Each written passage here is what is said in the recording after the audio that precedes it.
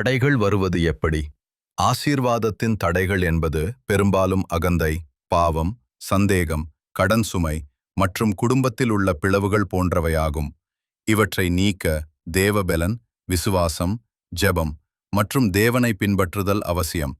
பிசாசின் வஞ்சகத்தினால் தடைகள் உருவாகலாம், ஆனால் இயேசு கிறிஸ்து அவற்றை அழிக்கும்படி வெளிப்பட்டார். தடைகள் வரும்போது சொந்த அறிவை நம்பாமல் கர்த்தரை முழுமையாக நம்புவதை கற்றுக் கொடுக்கின்றன.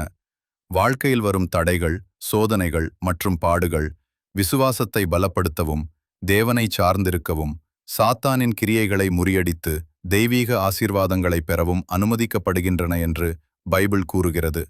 கர்த்தர் தடைகளை நீக்கிப் போகிறவராக நம்முடன் நடந்து செல்கிறார். யோவான் 16:33.